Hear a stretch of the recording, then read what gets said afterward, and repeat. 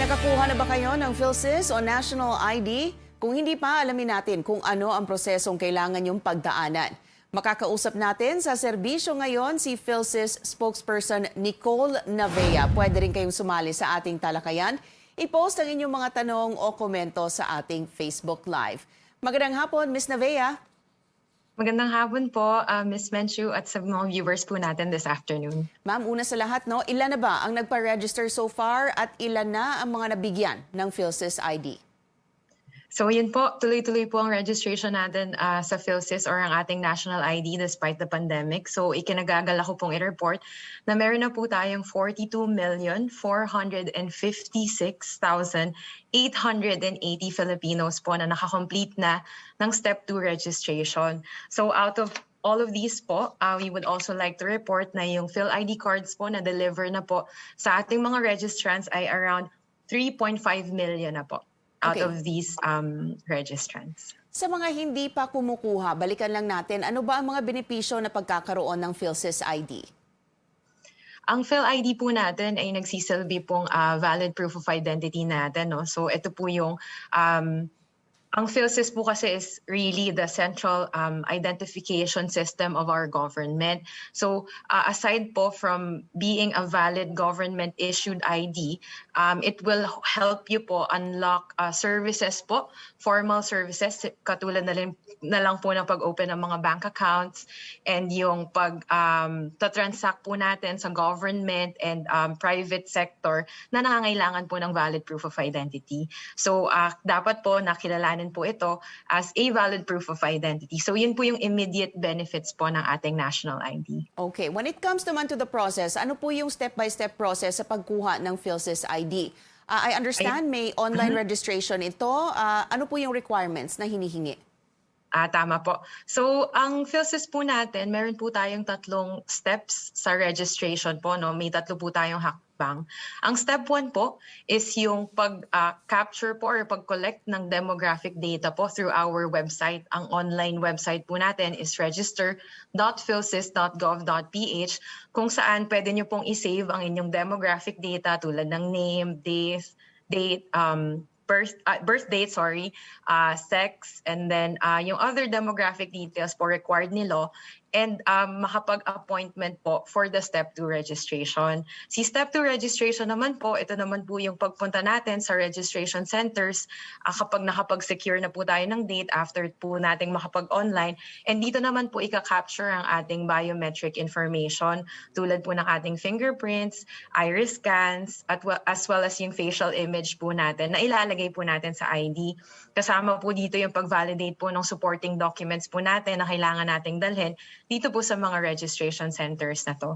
And then after po ng step 2 natin, dadaan po yung data natin sa mga back-end process para ma-ensure po na yung identity po natin is unique bago po tayo mag-proceed dun sa step 3, which is yung final po na step ng Philsys registration. Si step 3 naman po, ito po yung issuance po ng ating unique Philsys number, yung pag-issue po ng unique PSN as well as yung pag-deliver of course ng ating physical PhilIDs. Okay. So kailan naman po at papaano ma-deliver yung mismong ID?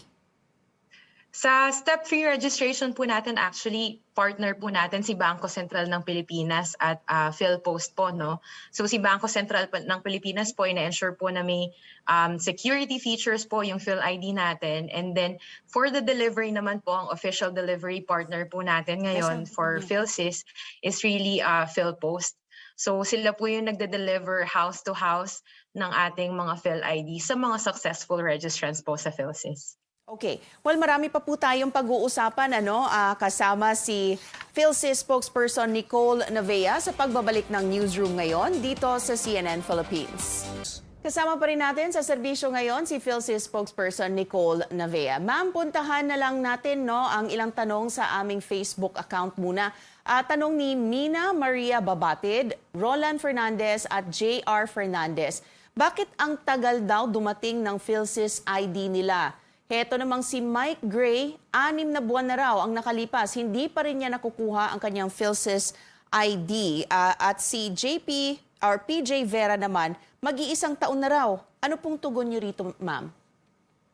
Ayun, yung issue po natin ngayon sa Step 3 registration, no, una po sa lahat, humihingi po kami ng paumanhin, pangunawa at patuloy po na pagsuporta ng ating mga mamamayan with regards po no, sa Step 3 registration or yung delivery po of their PhilIDs. Kasalukuyan po kasi ang pinaprioritize po namin ngayon na mabigyan ng ID ay ang mga low-income households po na una po nating ni-register simula noong October 2020 at sa mga unang buwan po ng 2021. So what we are offering po is that maybe we can all wait for po the launch of our mobile app wherein nandun po yung mobile ID natin na pwede natin gamitin yung ID na yon, mobile ID, kahit wala pa po yung physical card natin. So ongoing po yung development nito at humihingi po kami ng konti pa pong pangunawa sa ating mga mamamayan. Is this a supply issue po, ma'am? Kung bakit parang matagal po yung printing? What seems to be the delay? I think it's more on the difficulty po of the logistics po, given the pandemic. So from what I mentioned po earlier, we have 3.5 million cards already delivered, but we actually have 6 million na po na dispatched kay PhilPost for delivery. And then from that po, we actually have a bigger number, which is 13, I think 6 million na rin po yung personalized, and yung for production din po, I think ongoing naman din po siya. So it's more of a difficulty po in terms of the logistics right now. So we are trying to really prioritize po. And our priority po is with the vulnerable sectors po and the low-income households. Okay. Pero matatanggap po nila yung physical ID po nila. Lahat ng nag-apply. May timeline po ba tayo kung kailan ma-deliver lahat ng backlog? Definitely po, we have a timeline po for that. I think our management is already computing po no, so that we can already release this information to the public. But definitely, all the IDs po will be delivered for all those who registered po to Philsys. Alright. Sabi naman po ni Matthew Santos, sa tagal na makuha yung ID, baka raw hindi mo na kamukha yung picture or yung tao sa picture. And in connection to this, I think nag-viral din ng isang post noon na medyo malayo po talaga yung itsura niya dun sa picture sa totoong buhay. Hindi po kaya magkakaproblema yung may-ari nung ID na yon? What I can say po right now is that yung ID po natin actually adheres to the ICAO standards or International Civil Aviation Organization standards po in terms of our facial image. No? So similar po to the passport, we adhere to that high quality standard po, international actually, so that it will be recognized po by our relying parties. So, but if they have concerns po on their IDs, maybe they can send us an email po, no, so that we can try to work that out. But what I can say to you po right now is that our processes po, especially the facial image, adheres to the ICAO standards. Okay.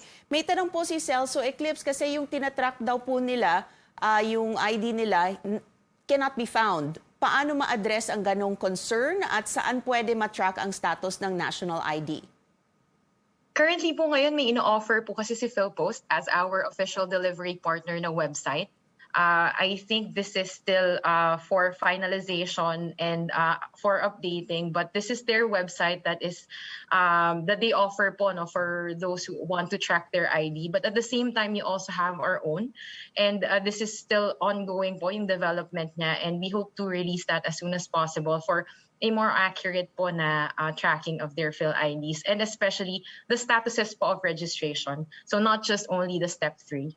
Okay. Do you have a deadline kung kailan po ito ilo-launch para mas convenient para sa mga gustong mag-track ng kanilang IDs? I'm not in the position po to say right now, but I think early next year po, ma-release po tong site na to. Kasi on finalization stages na rin po siya. Alright. Tanong naman po ni Alan San Jose, paano daw po kapag may maling detalye sa ID, ano ang proseso para makorek?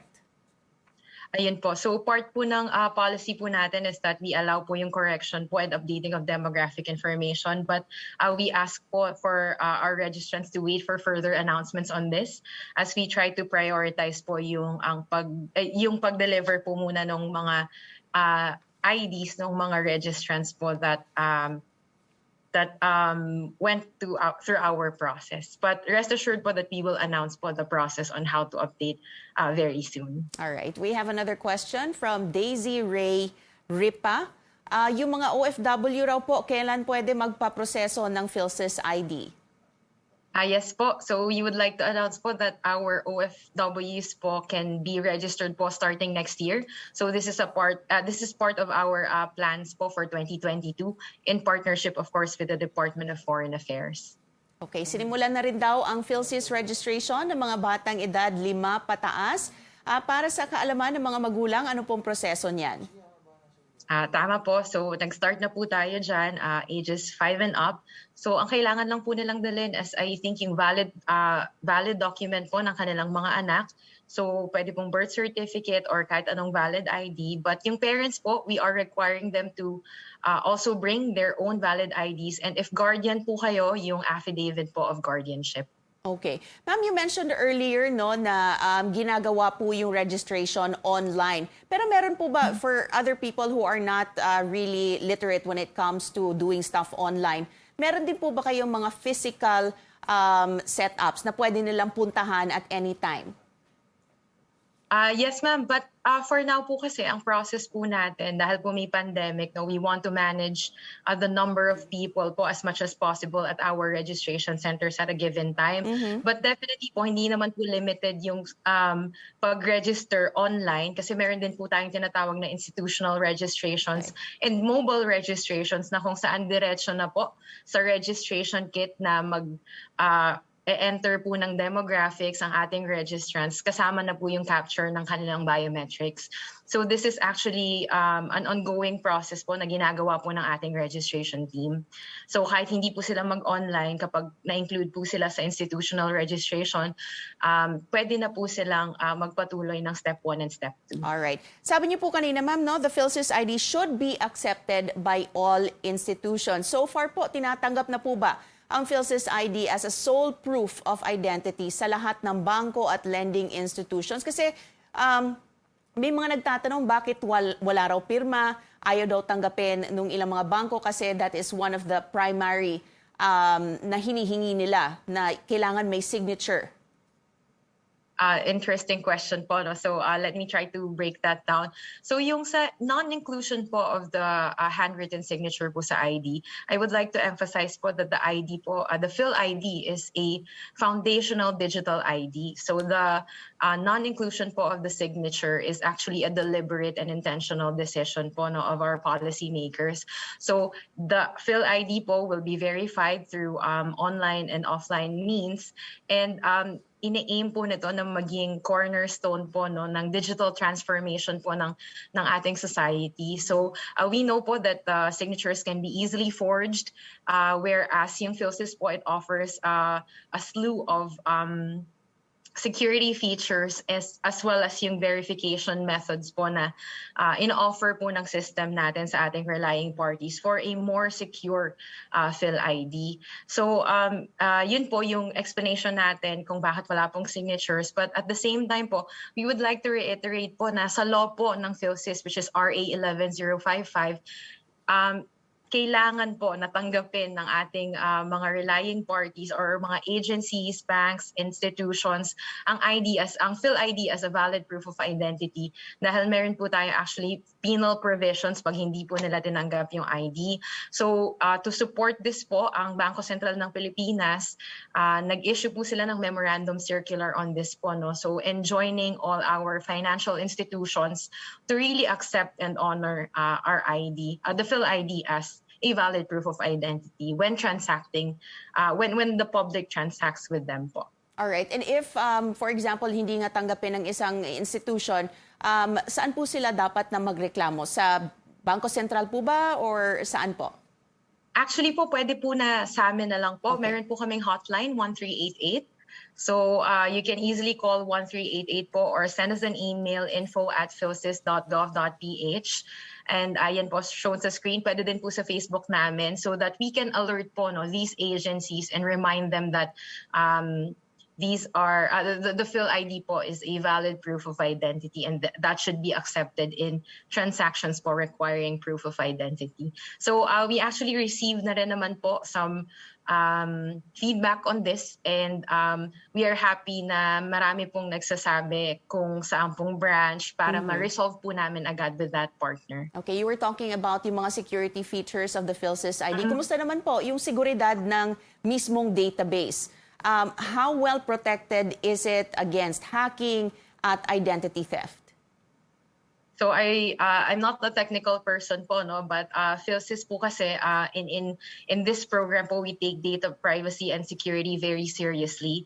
So we adhere po sa what we call the privacy by design principles, wherein yung processes po natin, yung systems natin, even the database, it was built up with privacy in mind. And in line with this po, we are partnering with the ICT, Department of Information and Communications Technology, as well as the National Privacy Commission po, who are both members of our council, para po mapaigting po yung processes namin in terms of security and privacy. So aside from that po, we conduct regular privacy impact assessments and vulnerability assessment and penetration testing sa mga systems po namin and even the databases. So we would like to assure you po that we really take data privacy and security very seriously po dito sa Philsys. Alright, ma'am, pahabol na tanong ni Mark Louis de la Paz. Paano pag hindi nakapunta on appointment day? Paano yung process? Kailangan ba magpa-sked ulit?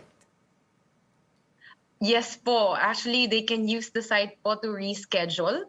Pero if it happens po that maluwag po yung registration center that day, pwede po kayong ma-accommodate. Pero we would advise po na mas maganda na sa site po natin siya baguhin sa register.philsys.gov.ph.